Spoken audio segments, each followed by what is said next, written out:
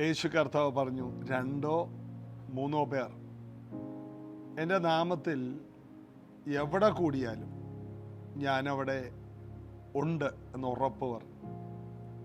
ഞാൻ വരുമെന്നല്ല, വരുമെന്ന് പറയുമ്പോൾ സമയം നമുക്ക് പറയാൻ പറ്റില്ല. 2 പേർ 3 പേർ കർത്താവിൻ്റെ നാമത്തിൽ എവിടെ കൂടുന്നുവോ അവിടെ കർത്താവുണ്ട്. അത് ഉറപ്പാണ്. ഇന്ന് ആ വചനം നമുക്ക് വിശ്വസിക്കാം. നാം കർത്താവിൻ്റെ നാമത്തിൽ നമ്മുടെ വീടുകളിൽ കൂടുമ്പോൾ അവിടെ കർത്താവുണ്ട്. കർത്താവിൻ്റെ നാമത്തിൽ കൂടുന്നിടത്ത്, അതായത് നമ്മുടെ സബ്ജക്റ്റ് യേശു ആയിരിക്കണം എങ്കിൽ കർത്താവിൻ്റെ നാമത്തിൽ പ്രാർത്ഥനയ്ക്കായി ഒരു കൂട്ടായ്മയ്ക്കായി കൂടുമ്പോൾ അവിടെ കർത്താവുണ്ട്. എല്ലായിടത്തും കർത്താവുണ്ടെന്ന് പറഞ്ഞിട്ടില്ല. എൻ്റെ നാമത്തിൽ കർത്താവിന് വേണ്ടി, കർത്താവിനെ മഹത്വപ്പെടുത്തുവാൻ, പിതാവിനെ ആരാധിക്കുവാൻ, ദൈവരാജ്യത്തിന് വേണ്ടി എല്ലാം കൂടി വരുമ്പോൾ കർത്താവ് അവിടെയുണ്ട്. അപ്പോൾ കർത്താവിൻ്റെ സാന്നിധ്യം ഉള്ള സ്ഥലമെന്ന് പറയുന്നത് നമ്മൾ ദൈവവചനം പറയുകയും നമ്മൾ യേശുവിനെ പാടി ആരാധിക്കുകയൊക്കെ ചെയ്യുന്ന സമയത്ത് കർത്താവ് അവിടെയുണ്ട്. അതിൻ്റെ അർത്ഥം കർത്താവ് ഉണ്ടെന്ന് പറഞ്ഞാൽ ആ സാന്നിധ്യം അവിടെയുണ്ട്. മോശ കൊതിച്ചത് അതാണ്, നിന്റെ സാന്നിധ്യം. ഞങ്ങളുടെ കൂടെ വരുന്നില്ലെങ്കിൽ ഞങ്ങളെങ്ങും വിടരുത്. നീ ഞങ്ങളുടെ കൂടെ വരുന്നില്ലെങ്കിൽ ഞങ്ങൾക്ക് പ്രത്യേകതകളൊന്നുമില്ല. എന്നാൽ നീ ഞങ്ങളുടെ കൂടെ വന്നാൽ ഭൂതലത്തിൽ വെച്ച് സകല മനുഷ്യരിലും വെച്ച് ഞങ്ങൾ വിശേഷതയുള്ളവരായിരിക്കും എന്ന് മോശ ദൈവത്തോട് പറഞ്ഞു. കർത്താവ് പറഞ്ഞു, ഞാൻ നിങ്ങളുടെ കൂടെ വരാം. യേശു കർത്താവ് വന്നിട്ട് പറഞ്ഞു, 2 പേർ എൻ്റെ നാമത്തിൽ കൂടിയാൽ, 2 പേർ ഭൂമിയിൽ ഐക്യമത്യപ്പെട്ട് എന്ത് യാചിച്ചാലും ഞാനത് നിങ്ങൾക്ക് നിവർത്തിച്ചു തരും.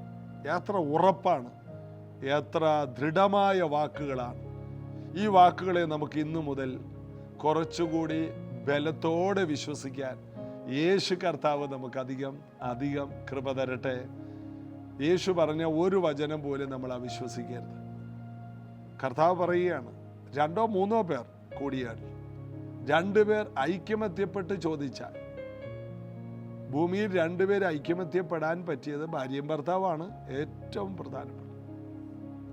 അവർ 2 പേർ ഒരുമിച്ച് നിന്നാൽ, അപ്പോൾ ഭാര്യയും ഭർത്താവും അല്ലാത്തയിടത്തോ 2 സ്നേഹിതർ അവരൊരുമിച്ച് ഒരു ഹൃദയത്തോടെ, ഞാൻ വിവാഹം കഴിക്കുന്നതിന് മുമ്പ് എനിക്ക് അങ്ങനെ ഒരുമിച്ച് നിൽക്കാനുള്ള സ്നേഹിതരുണ്ടായി, ഒരുമിച്ച് ശുശ്രൂഷയ്ക്ക് യാത്ര ചെയ്യാൻ. അങ്ങനെ ഒരു ഹൃദയമുള്ള വേറൊരു വ്യക്തി കൂടെ ഉണ്ടെങ്കിൽ ആ മിനിസ്ട്രി തന്നെ ഭയങ്കര അനുഗ്രഹമായിരിക്കും. അങ്ങനെ ഒരു വിവാഹത്തിന് മുമ്പുള്ള സമയത്ത് ഞാനും ബാംഗ്ലൂരുള്ള ഒരു പ്രോഫറ്റുണ്ട്, അദ്ദേഹവുമായിട്ട് കേരളം മുഴുവനും യാത്ര ചെയ്തിട്ടുണ്ട്. അനേക സഭകൾ ചേരുന്ന വലിയ യോഗങ്ങളിൽ, ബൈബിൾ കോളേജുകളിൽ എല്ലാ യോഗം നടത്തി. ഭൂതങ്ങൾ വിട്ടുപോകുക, മാരക രോഗങ്ങൾ സൗഖ്യമാകുക. ഓരോ ദിവസം കഴിയും തോറും ആ മീറ്റിങ്ങിൽ ജനങ്ങൾ ഇടിച്ചു കയറും. ഞങ്ങൾ 2 പേരും ഐക്യമത്യപ്പെട്ടാണ് ആ മീറ്റിങ്ങിൽ നിൽക്കുന്നത്. 2 പേർക്കും ആർക്കും പ്രസംഗിക്കണമെന്നില്ല, അങ്ങോട്ടും ഇങ്ങോട്ടും തള്ളലാണ്. നീ പ്രസംഗിക്ക്, ഞാൻ പ്രസംഗിക്കില്ല. അങ്ങോട്ടും ഇങ്ങോട്ടും ഒരേ ഹൃദയത്തോടെ അങ്ങനെ നിന്നപ്പോൾ ഭയങ്കര മൂവുണ്ടായി. അതൊരു ഭയങ്കര അനുഗ്രഹം ഞങ്ങളുടെ വിശ്വാസ ജീവിതത്തിൻ്റെ ആരംഭത്തിൽ കണ്ടു. പിന്നീട് വിവാഹം കഴിച്ചപ്പോൾ കുടുംബമായിട്ട് ഐക്യമെത്തിപ്പെട്ട് ഒരു സ്ഥലത്തേക്ക് ദൈവം ഞങ്ങളെ വിട്ടു.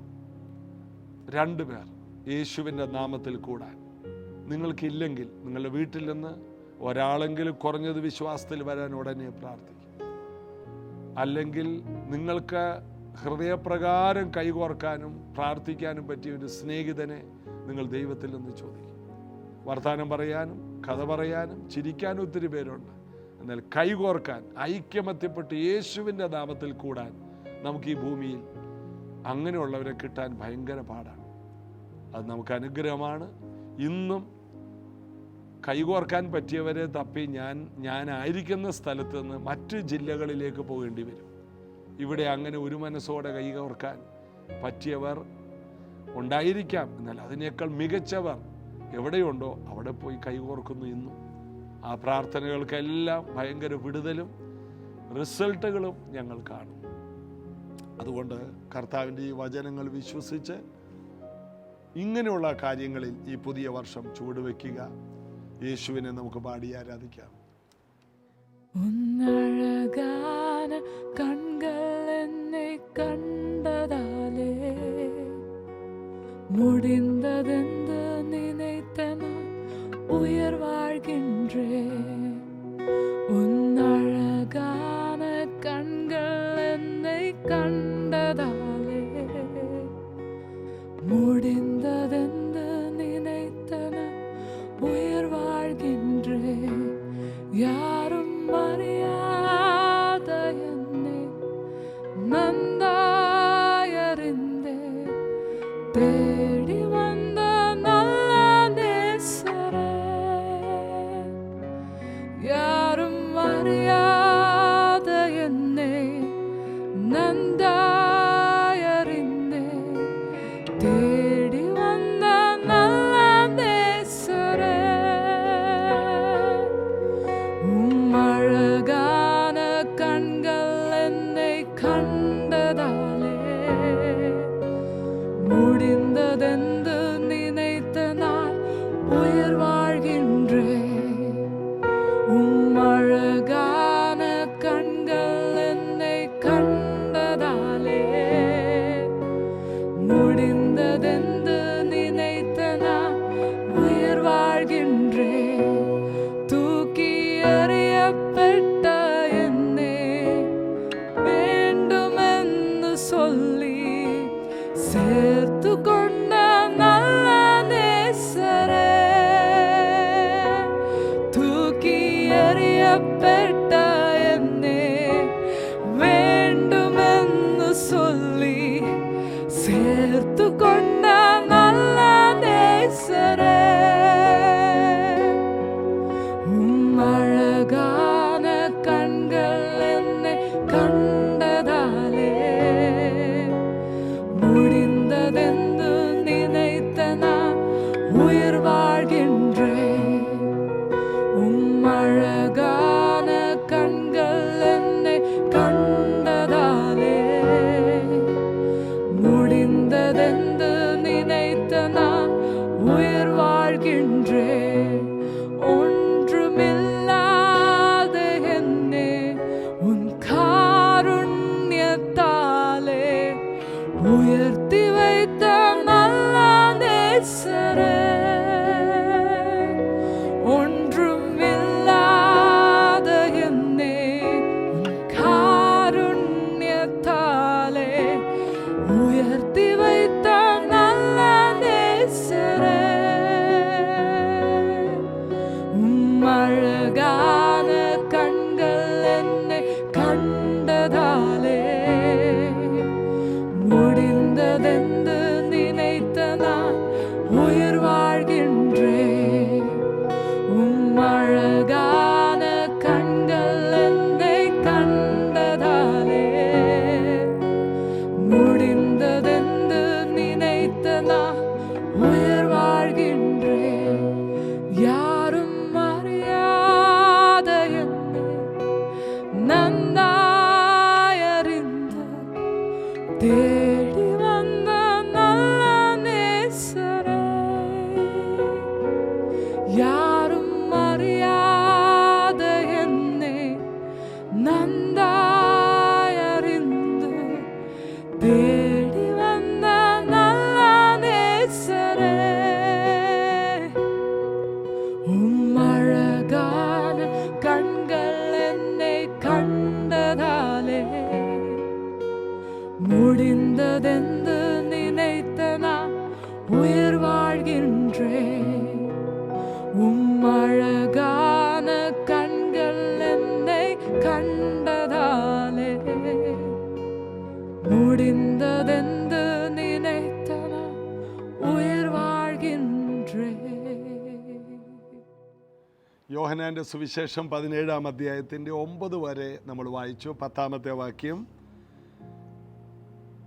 എൻ്റേതെല്ലാം നിൻ്റേതും നിൻ്റേതെല്ലാം എൻ്റേതും ആകുന്നു. യേശു പ്രാർത്ഥനയിൽ പിതാവിനോട് പറയാണ്, പിതാവേ, അങ്ങേക്ക് എന്തെല്ലാമുണ്ടോ അതെല്ലാം എൻ്റെയാണ്, എനിക്ക് എന്തെല്ലാമുണ്ടോ അതെല്ലാം അങ്ങയുടേതാണ്. എത്ര ഉറച്ച വാക്കുകളാണ് പ്രാർത്ഥനയിൽ. നമ്മുടെ പ്രാർത്ഥനയിൽ പലപ്പോഴും ഉറച്ച വാക്കുകളില്ല. കർത്താവേ, നീ എന്നെ സഹായിക്കുമോ? കർത്താവേ, ദയ തോന്നണേ, മനസ്സലിവുണ്ടാവും. കർത്താവേ, ഈ പ്രാവശ്യമെങ്കിലും നീ എന്നെ ഒന്ന് സഹായിക്കുമോ? നമ്മൾ പ്രാർത്ഥിക്കുന്നുണ്ടോ? പ്രാർത്ഥിക്കുന്നുണ്ട്. 1 മണിക്കൂറാ? 1 മണിക്കൂറല്ല, 2 മണിക്കൂർ, 3 മണിക്കൂർ. എന്നാൽ പ്രാർത്ഥനയിൽ ഉറപ്പുള്ള വാക്കുകളില്ല, ദൃഢനിശ്ചയമുള്ള വാക്കുകളില്ല. ഇവിടെ യേശു പറഞ്ഞൊരൊറ്റ വാക്കിൽ എല്ലാ ധൈര്യവും അതിനകത്ത് വരുന്നുണ്ട്. യേശു പിതാവിനോട് പറയാണ്, എൻ്റേതെല്ലാം നിൻ്റേതാണ്, നിൻ്റേത് എൻ്റേതുമാകും. ആദ്യം യേശു പറഞ്ഞത്, എനിക്ക് എന്തെല്ലാം ഉണ്ടോ അത് മുഴുവൻ നിൻ്റെയാണ്. നിനക്കുള്ളതെല്ലാം എൻ്റെ ആയിട്ട് എനിക്കുള്ളതെല്ലാം നിൻ്റെ ആകുന്നതല്ല യേശു പറഞ്ഞത്. എനിക്കുള്ളതെല്ലാം നിൻ്റേതാണ്. നീ എനിക്കൊരു ശരീരം തന്നു. പിതാവേ, ദൈവമേ, ഞാൻ വരുന്നു. പുസ്തക ചുരുളിൽ എന്നെക്കുറിച്ച് എഴുതിയിരിക്കുന്ന പോലെ നിന്റെ ഇഷ്ടം ചെയ്യാൻ വരുന്നു. എനിക്ക് നീ ഒരു ശരീരം തന്നിരിക്കുന്നു. യേശുവിന് പറയാനുണ്ട്, എൻ്റെ ശരീരം നിൻ്റേതാണ്, എൻ്റെ വസ്ത്രം നിൻ്റേതാണ്, എൻ്റെ ഭക്ഷണം നിൻ്റേതാണ്, എൻ്റെ ജീവൻ നിൻ്റേതാണ്. എനിക്ക് ചുറ്റും നിൽക്കാൻ കുറെ ശിഷ്യന്മാരെ തന്നിട്ടുണ്ടെങ്കിൽ അത് നിൻ്റേതാണ്. എൻ്റേതെന്ന് പറയാൻ ഭൂമിയിൽ എനിക്കൊന്നുമില്ല. ഈ ഒരു വെളിപ്പാടിലേക്ക് ഒരു ദൈവ പൈതൽ വരണം. നമുക്കെന്ന് പറയാൻ ഒന്നുമില്ല, എല്ലാം ദൈവം തന്നതാണ്. ഇത് വാഗൊണ്ട് നമ്മൾ പറയും, എന്നാൽ ദൈവവേലക്ക് വേണ്ടി കൊടുക്കാൻ വേണ്ടി ഉള്ള സമയം വരുമ്പോൾ നമ്മളിതെല്ലാം മറന്നു കളയും. ദൈവത്തിന് വേണ്ടി കൊടുക്കാൻ, കർത്താവേ, എല്ലാം നിൻ്റേതാണ്. ദൈവരാജ്യത്തിൽ നാം കൊടുക്കുമ്പോൾ കർത്താവ് പറഞ്ഞു, മലാക്കി 3:9-10 വായിക്കുമ്പോൾ, എൻ്റെ ആലയത്തിൽ ആഹാരം ഉണ്ടാകേണ്ടതിന് നിങ്ങളുടെ ദേശാംശം മുഴുവനും ആലയത്തിൽ കൊണ്ടുവരിക. ദേശാംശം കൊണ്ടുവരിക എന്നല്ല, ദേശാംശം മുഴുവനും. ഞാൻ നിങ്ങൾക്ക് ആകാശത്തിലെ കിളിവാതിൽ തുറന്ന് സ്ഥലം പോരാതെ വണ്ണം അനുഗ്രഹം പകരുകയില്ലയോ എന്ന് ഇതിനാൽ നിങ്ങൾ എന്നെ ഒന്ന് പരീക്ഷിക്കുക. നിങ്ങളൊന്ന് തന്നു നോക്ക്. അത് പഴയ നിയമം. പുതിയ നിയമത്തിലോട്ട് വരുമ്പോൾ, എൻ്റേതെന്ന് പറയാൻ എനിക്കൊന്നുമില്ല, ഞാൻ പുതിയതാണ്, ഞാൻ ക്രിസ്തുവിലാണ്. 2 കൊരിന്ത്യർ 5:17. ഒരുവൻ ക്രിസ്തുവിലായാൽ അവൻ പുതിയതാണ്, അവൻ്റെ പഴയത് കഴിഞ്ഞുപോയി, എല്ലാം പുതിയതാണ്. പണം കൊണ്ട് വാങ്ങാൻ കഴിയാത്ത പലതും യേശു നമുക്ക് തന്നു. നിത്യജീവൻ, സകല ബുദ്ധിയും കവിയുന്ന ദിവ്യ സമാധാനം,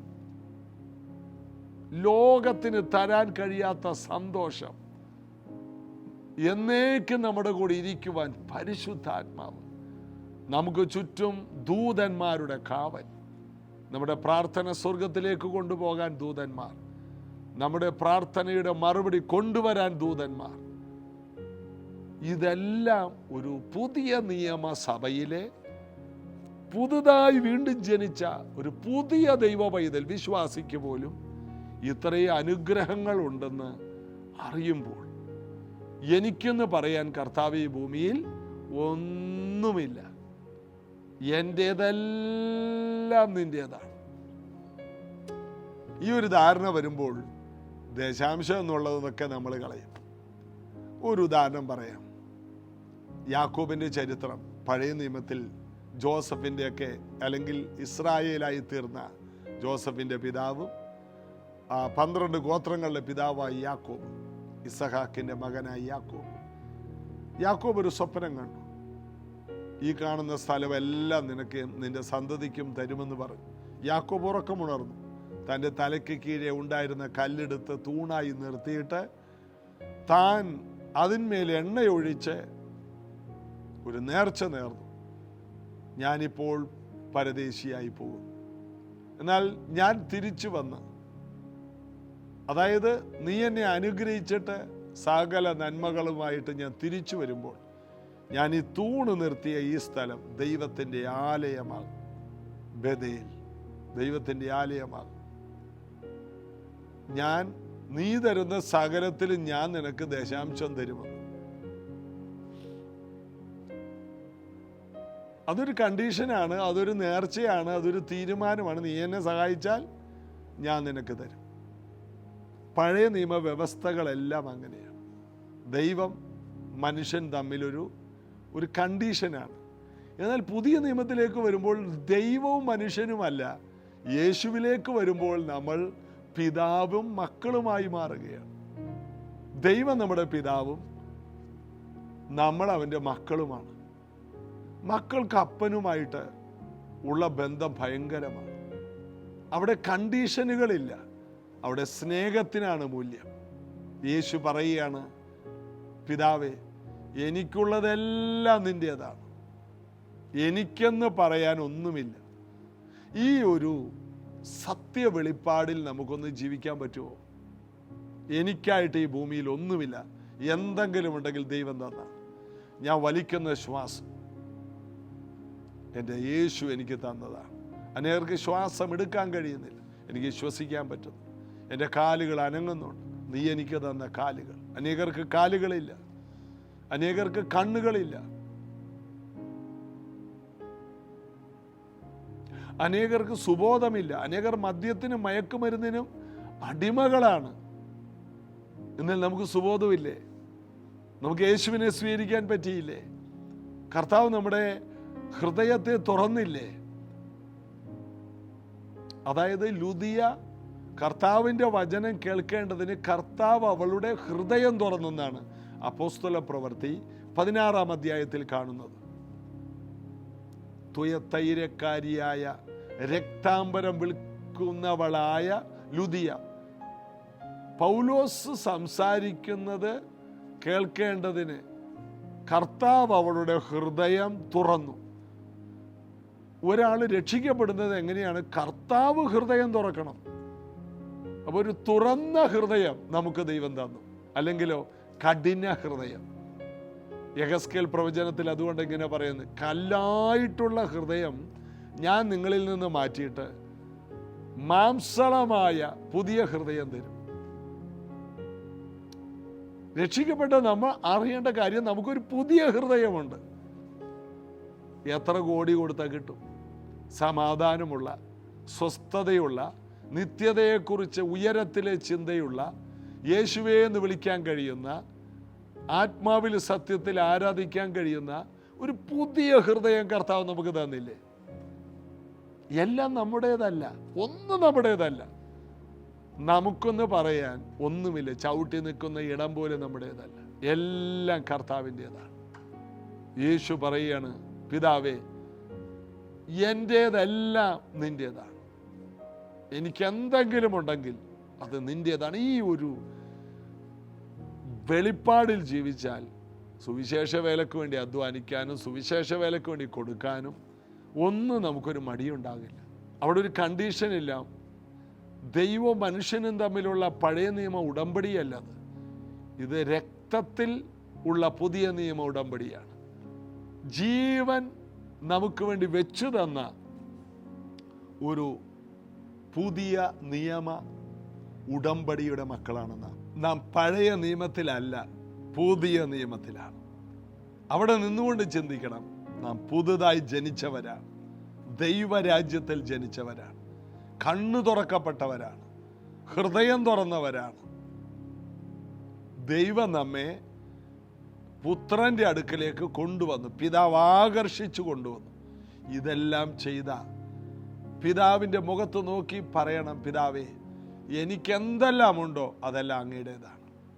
എൻ്റെ എന്ന് പറയാൻ നമുക്ക് ഈ ഭൂമിയിൽ ഓരോന്നിനും ഒരു കാര്യത്തിന് അവകാശമില്ല. യേശു പറയുകയാണ്, എൻ്റേതെല്ലാം നിൻ്റേതും നിൻ്റേത് എൻ്റേതുമാകും. നമ്മുടെ എല്ലാം ദൈവത്തിൻ്റെ ആയാൽ നമുക്ക് ഒരു ധൈര്യമുണ്ട്. ദൈവത്തിന് എന്തെല്ലാം ഉണ്ടോ അതെല്ലാം എൻ്റെയുമാണ്. ഈ ഒരു ധൈര്യമാണ് യേശുവിനെ ഭൂമിയിൽ ജയകരമായിട്ട് മുന്നോട്ട് പോകാൻ ശക്തീകരിച്ചത്. ലാസറിൻ്റെ കല്ലറക്കൽ, മരിച്ച് നാറ്റം വെച്ച ലാസറിൻ്റെ കല്ലറക്കൽ യേശുവിന് പേടിയില്ല. കാരണം ദൈവത്തിൻ്റെതെല്ലാം തൻ്റെ പുത്രൻ്റെയുമാണ്. എൻ്റെ പിതാവിന് എന്തെല്ലാം ഉണ്ടോ അതെല്ലാം എൻ്റെയാണ്. സൗഖ്യം എൻ്റേതാണ്, ജീവൻ എൻ്റേതാണ്, അത്ഭുതങ്ങൾ എൻ്റേതാണ്. അതുകൊണ്ട് യേശു പറഞ്ഞു, എൻ്റെ പിതാവ് മരിച്ചവരെ ഉയർപ്പിക്കുന്നു, ഞാനും മരിച്ചവരെ ഉയർപ്പിക്കുന്നു. എൻ്റെ പിതാവ് സംസാരിക്കുന്നു, അത് ഞാൻ കേട്ട് നിങ്ങളോട് സംസാരിക്കുന്നു. എൻ്റേതായ ഒരു വാക്ക് എനിക്കില്ല, എൻ്റേതായ ഒരു പ്രവൃത്തി എനിക്കില്ല, എല്ലാം പിതാവിൻ്റേതാണ്. എൻ്റേതെല്ലാം എൻ്റെ പിതാവിൻ്റെ ആണെങ്കിൽ എൻ്റെ പിതാവിൻ്റെ എല്ലാം എനിക്കുള്ളതാണ്. അത്ഭുതങ്ങൾ, അടയാളങ്ങൾ, വീര്യപ്രവർത്തികൾ, സകലതും ചെയ്യാൻ കഴിയുന്ന ദൈവം. ദൈവത്തിന് ഒരു കാര്യവും അസാധ്യമല്ല. യേശു ഒരുവനോട് പറഞ്ഞു, വിശ്വസിക്കുന്നവന് സകലതും സാധ്യമാണ്. ഞാനീ പറഞ്ഞത് ഒരു പുതിയ നിയമ വെളിപ്പാടാണ്. ഈ വെളിപ്പാടുള്ളവർ എവിടെ ചെന്നപ്പോഴും അവർ പേടിച്ചില്ല. സാധു സുന്ദർ സിംഗിനെ കുറിച്ച് ഞാൻ കേട്ടിട്ടുണ്ട്. അദ്ദേഹത്തിൻ്റെ ഒത്തിരി കാര്യങ്ങൾ നിങ്ങൾക്കും അറിയാം. അദ്ദേഹം പഞ്ചാബ് നാട്ടുകാരനാണ്. അസാധാരണമായിട്ട് ദൈവത്താൽ ഉപയോഗിക്കപ്പെട്ട മനുഷ്യൻ. അദ്ദേഹം ഒരിക്കൽ തിബറ്റ് പീഠഭൂമിയിലേക്ക് പോകുന്ന വഴി ഒരു കൊള്ളക്കാരൻ തന്നെ പിടിച്ച് ഒരു ഗുഹയിൽ കൊണ്ടുപോയി. അദ്ദേഹത്തിന് യാതൊരു ഭാവഭേദവും ഉണ്ടായില്ല. അന്ന് രാത്രി ആ ഗുഹയ്ക്കകത്ത് ഈ കൊള്ളക്കാരൻ തന്നെ അവിടെ ഇരുത്തി. രാത്രി മുഴുവനും സാധു സുന്ദർ സിംഗ് ഇരുന്ന് പ്രാർത്ഥിച്ചു. കൊള്ളക്കാരൻ ഉറങ്ങുന്നത് പോലെ അഭിനയിച്ച് കിടന്നു. ഇദ്ദേഹം എന്തായി ചെയ്യുന്നതെന്ന് നോക്കി. നേരം വെളുത്തപ്പോൾ ചോദിച്ചു, താങ്കൾ ആരോടാണ് വളരെ സന്തോഷത്തോടെ സംസാരിച്ചത്? അദ്ദേഹം പറഞ്ഞു, ദൈവത്തോട്. ദൈവത്തോട് സംസാരിക്കാൻ കഴിയുമോ? തീർച്ചയായും. ദൈവം നമ്മുടെ പിതാവാണ്. നിങ്ങളെ ഞാൻ പിടിച്ചുകൊണ്ട് വന്നിട്ട് നിങ്ങളുടെ മുഖത്ത് ഒരു പേടിയില്ലാത്ത എന്താണ്? അദ്ദേഹം പറഞ്ഞു, എൻ്റെ പിതാവ് അറിയാതെ എൻ്റെ ഒരു മുടി പോലും കൊഴിയില്ല. ഞാൻ എൻ്റെ പിതാവിൻ്റെയാണ്. എൻ്റെ പിതാവ് അറിയാത്ത ഒന്നുമില്ല. നിങ്ങൾ എന്നെ പിടിച്ചുകൊണ്ട് വന്നെങ്കിലും അതിനകത്ത് എൻ്റെ പിതാവിന് വലിയൊരു ഉദ്ദേശമുണ്ട്. ഈ മനുഷ്യൻ വളരെ ആഗ്രഹത്തോടെ ആ കണ്ണുകളിലേക്ക് നോക്കിയിട്ട് പറഞ്ഞു, എന്നെയും ഈ ദൈവത്തിന് രക്ഷിക്കാനും എന്നെ ഇതുപോലെ മകനാക്കാനും ദൈവത്തിന് കഴിയുമോ? അദ്ദേഹം പറഞ്ഞു, തീർച്ചയായും. നിങ്ങളുടെ എല്ലാ പാപങ്ങളും യേശു ക്ഷമിക്കും. സ്വന്തം മകനെ തന്ന് മഹാപാപത്തിൽ നിന്ന് നമ്മെ വിടുവിച്ചവനാണ് അവൻ. ഈ മനുഷ്യൻ, ഈ കൊള്ളക്കാരൻ സാധു സുന്ദർ സിംഗിനെ പകല് നേരം വെളുത്തപ്പോൾ ഒരു കിണർ കാണിച്ചു. കൊണ്ടുപോയിട്ട് കുറച്ച് ദൂരെ കൊണ്ടുപോയി കിണർ കാണിച്ചു. വിജനമായ സ്ഥലമാണ്. അവിടെ ഒരു കിണർ കാണിച്ചു. അതിനകത്ത് മുഴുവനും ഇദ്ദേഹം കൊന്ന ആൾക്കാരുടെ അസ്ഥികൾ കൊണ്ട് നിറഞ്ഞ് ചീഞ്ഞഴുകി കിടന്നൊരു സ്ഥലമാണ്. അദ്ദേഹം പറഞ്ഞു, ഞാൻ അനേക നാളുകളായി എൻ്റെ കയ്യിൽ കിട്ടുന്നവരെ എല്ലാം ഇവിടെ കൊണ്ടുവന്നിട്ട് കൊന്ന് ഞാൻ ഇതിനകത്തെറിയും. ഞാൻ എത്ര പേരെ കൊന്നെന്ന് പോലും എനിക്കറിയില്ല. എന്നോട് ദൈവം ക്ഷമിക്കുമോ? സാധു സുന്ദർ സിംഗ് പറഞ്ഞു, കടുംചുവപ്പായ പാപം പോലും ഹിമം പോലെ വെളുപ്പിക്കും. എത്ര ഭയങ്കര പാപവും ക്ഷമിക്കാൻ കഴിയുന്ന ഒരുവനാണ് ദൈവം തൻ്റെ കുമാരനെ, പുത്രനെ അയച്ചത് ചെയ്തു. നീ ഹൃദയം തുറന്ന് കണ്ണുനീരോടെ, യേശുവേ, ഞാനൊരു പാപിയാണ്, എൻ്റെ പാപം ക്ഷമിക്കണം, എൻ്റെ ഉള്ളിലേക്ക് വരണമേ എന്ന് ഹൃദയം തുറന്ന് നീ പ്രാർത്ഥിച്ചാൽ ഇന്ന് നീ എന്നെ പോലെ ദൈവത്തോട് ഏറ്റവും അടുത്തവനായി മാറും. എനിക്കെന്തെല്ലാം ദൈവവുമായിട്ട് ബന്ധമുണ്ടോ ആ അതേ ധൈര്യവും കൃപയും നിനക്കുണ്ടാകും. അദ്ദേഹം മുട്ടിന്മേൽ നിന്ന് കരഞ്ഞ് യേശുവിനെ സ്വീകരിച്ചു. ഒരു പുതിയ മനുഷ്യനായി. സാധു സുന്ദർ സിംഗിനോട് പറഞ്ഞു, താങ്കൾ പോകുന്നിടത്ത് എന്നെയും കൊണ്ടുപോകുമോ? വരാൻ പറഞ്ഞു. പോകുന്ന വഴി ആ ദേശത്തിലെ നാട്ടുകാർ ഈ കൊള്ളക്കാരനെ കണ്ടു. ഓടി വന്ന് അവരെല്ലാം കൂടി വട്ടത്തിൽ നിന്ന് ഇദ്ദേഹത്തെ അടിച്ചു. എൻ്റെ അപ്പനെ കൊന്നവൻ, എൻ്റെ മോളെ കൊന്നവൻ, എൻ്റെ മോനെ കൊന്നവൻ. ഈ അടിയെല്ലാം കൊണ്ടപ്പോൾ സാധു സുന്ദർ സിംഗ് അവരെ നാട്ടുകാരെ തടഞ്ഞു. ഇപ്പോൾ അവൻ പഴയതല്ല എന്നൊക്കെ പറഞ്ഞ് ഒരു കണക്കിന് ഇവനെ അവിടുന്ന് വിടിവിച്ചു. ആ സമയത്ത് സാധു സുന്ദർ സിംഗ് ചോദിച്ചു, ഇത്രയും പേര് നിന്നെ ആക്രമിച്ചിട്ട് നീ എന്തുകൊണ്ട് തല്ലിയില്ല? അദ്ദേഹം പറഞ്ഞു, എൻ്റെ ആ പഴയ മനുഷ്യനെ എനിക്ക് അറിഞ്ഞുകൂടാ. എൻ്റെ ആ ദുഷ്ട മനുഷ്യനെ എനിക്ക് മനസ്സിലാകുന്നില്ല. രക്ഷിക്കപ്പെട്ട അന്നത്തെ കാര്യമാണ്. എനിക്ക് അവരെ തിരിച്ച് ഉപദ്രവിക്കാനോ കൊല്ലാനോ ചീത്ത വിളിക്കാനോ എനിക്ക് കഴിയുന്നില്ല. എനിക്കെന്തോ സംഭവിച്ചു. ഇതിൻ്റെ പേരാണ് രക്ഷാനിർണയം. നമ്മൾ അറിയണം, യേശുവിനെ സ്വീകരിക്കുന്ന വ്യക്തികളിൽ ഒരു നിമിഷം കൊണ്ടുണ്ടാകുന്ന അത്ഭുതം അതാണ്. പിതാവിൻ്റെ എല്ലാ ഹൃദയവും നമുക്കുള്ളത്, പിതാവിൻ്റെ എല്ലാ സ്വസ്ഥതയും നമുക്കുള്ളതാണ്. നമുക്കുള്ളതെല്ലാം ദൈവത്തിൻ്റേതും, ദൈവത്തിൻ്റേതെല്ലാം നമ്മുടേതും. ഇതാണ് ക്രിസ്തീയ ജീവിതം. നമുക്കൊന്ന് പറയാൻ ഒന്നുമില്ല. ദൈവം നമുക്ക് തന്ന വീട് എന്ന് പറയുന്നതിനേക്കാൾ യേശുവിൻ്റെ വീടെന്ന് പറയാം. യേശു എനിക്ക് തന്ന ഒരു ശരീരം, എൻ്റേതായിട്ടൊന്നുമില്ല. ഇന്നു മുതൽ അങ്ങനെ ഒന്ന് പറഞ്ഞ് പരിശീലിക്കും. അങ്ങനെ പ്രശ്നങ്ങൾ വരുമ്പോൾ പറയും, പിതാവേ അങ്ങയുടേതെല്ലാം എൻ്റേതുമാണ്. ഒരു കുടുംബം, ആ ഒരു ബന്ധത്തിൽ തുടരാൻ ദൈവം നമ്മെ സഹായിക്കട്ടെ. പ്രാർത്ഥിക്കാം. യേശുവിൻ്റെ നാമത്തിൽ ഇന്ന് ഈ തിരുവെഴുത്തുകളെ കേട്ട എല്ലാവരിലും ഭയങ്കരമായ മാനസാന്തരം, ഹൃദയ പരിവർത്തനം, മാറ്റങ്ങൾ സംഭവിക്കണം കർത്താവേ. ഒരു പുതിയ മനുഷ്യനായി മാറണം. എത്ര കഠിനമായ പാപത്തെയും എത്ര കഠിനമായ സ്വഭാവങ്ങളെ മാറ്റാൻ കഴിവുള്ള പുതിയ ഹൃദയം കൊണ്ട് ഞങ്ങളെ മാറ്റിമറിക്കുന്ന, പുതിയ ചിന്തകളുള്ളവരാക്കി മാറ്റാൻ കഴിയുന്ന പിതാവിൻ്റെ സന്നിധിയിൽ ഞങ്ങൾ മുട്ടുകുത്തുന്നു. യേശുവിൻ നാമത്തിൽ ഞങ്ങൾ അപേക്ഷിക്കുന്നു. ഒരു പുതിയ തുടക്കം ഞങ്ങളുടെ മേൽ വരണം. ഇത് കേൾക്കുന്ന എല്ലാ വീടുകളിലും അത്ഭുതങ്ങൾ നടക്കട്ടെ. ദൈവത്തിൻ്റെ എല്ലാ അനുഗ്രഹങ്ങളും, ദൈവത്തിൻ്റെ എല്ലാ ഐശ്വര്യങ്ങളും, ദൈവത്തിൻ്റെ എല്ലാ സൗഖ്യങ്ങളും ഈ വീടുകളിൽ വരട്ടെ. സ്വസ്ഥതയും ശാന്തിയും ഉണ്ടാകട്ടെ. യേശുവിൻ നാമത്തിൽ ആമേൻ. നമുക്ക് ഒരുമിച്ച് വിശ്വസിക്കാം, കർത്താവിൽ ആശ്രയിക്കാം. പ്രൈസ് ജനറേഷൻ്റെ ജീസസ് എവരിഡേ എന്ന ഈ പ്രാർത്ഥന മറ്റുള്ളവർക്ക് കൂടി ലഭിക്കുവാൻ അവർ കൂടി ഒന്ന് ഷെയർ ചെയ്യണേ. നമുക്ക് ഒരുമിച്ച് ദൈവരാജ്യം പണിയാം. നാളെ ഇതേ സമയത്ത് കാണാം. God bless you.